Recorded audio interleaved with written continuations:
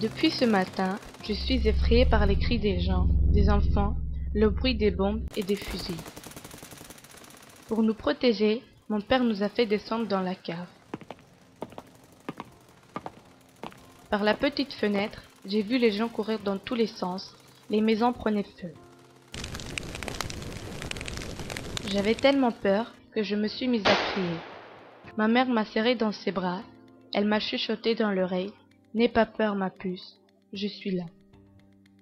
Je me suis endormie dans les bras de ma mère. Cher journal, aujourd'hui 29 novembre. Le chant d'un oiseau me réveille. L'espace d'un instant, je pense avoir fait un cauchemar, mais je ne suis pas dans mon lit. Mon père commence à tourbillonner. Il fait les 100 pas, puis il nous demande de rassembler des affaires, vite, très vite. On monte à l'étage, et là, rien, plus rien. Mais que s'est-il passé? Je ne fais pas la distinction entre le dedans et le dehors. Des ruines. Je sens l'odeur de la fumée. Je regarde vers le ciel. Je n'arrive pas à apercevoir les nuages. Tout est gris. Cher journal, aujourd'hui 2 décembre.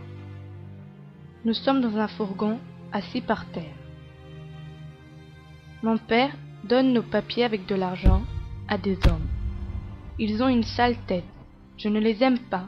En plus, ils sentent mauvais. J'apprends plus tard que c'étaient des passeurs. Ils gagnent de l'argent sur la misère des gens.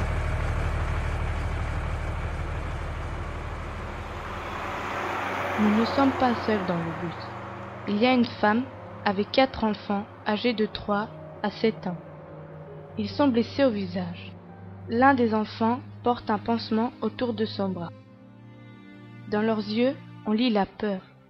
Il y a aussi un jeune couple avec un bébé. Le bébé crie tellement fort qu'il stresse les gens. Le chauffeur roule vite.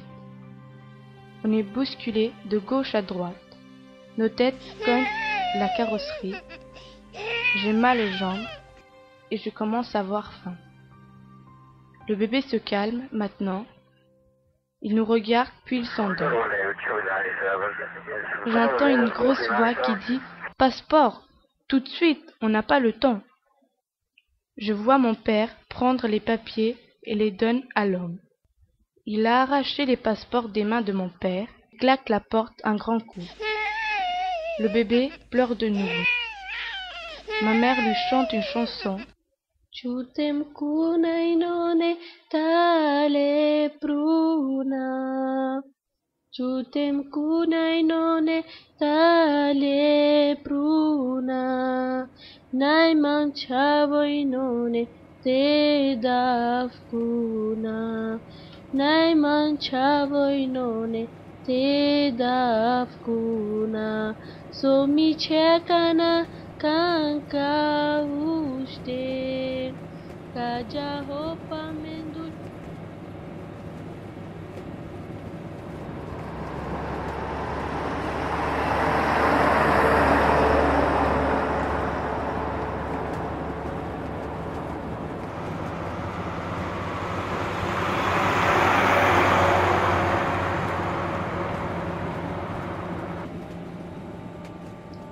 Le lendemain, cher journal, le chauffeur nous ouvre la porte, nous indique une structure qui s'occupe des personnes comme nous.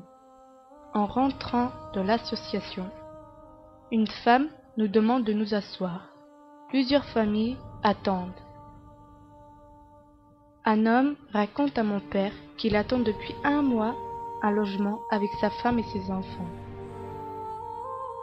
Actuellement, ils dorment dans une toile de tente. Une dame prononce un nom. Mon père se dirige vers un bureau. Une dame semble parler notre langue, tandis qu'une autre lui donne les tickets pour pouvoir manger.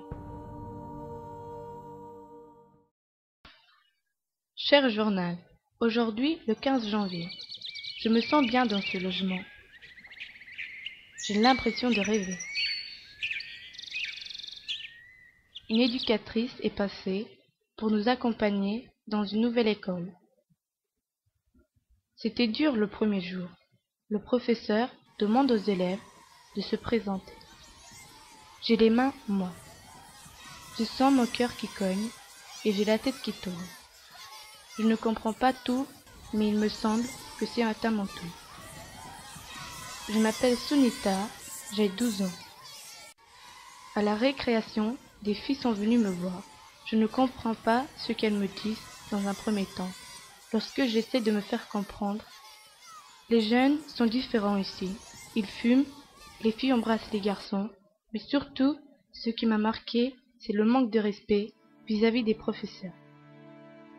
Cher journal, 3 ans plus tard, je me suis fait des amis, beaucoup d'amis.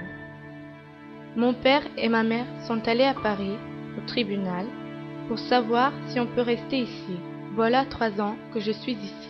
J'ai peur de devoir repartir dans mon pays. Il y a toujours la guerre. C'est dur de devoir attendre, mais j'aime ce pays en paix. Maintenant, nous attendons le facteur avec impatience.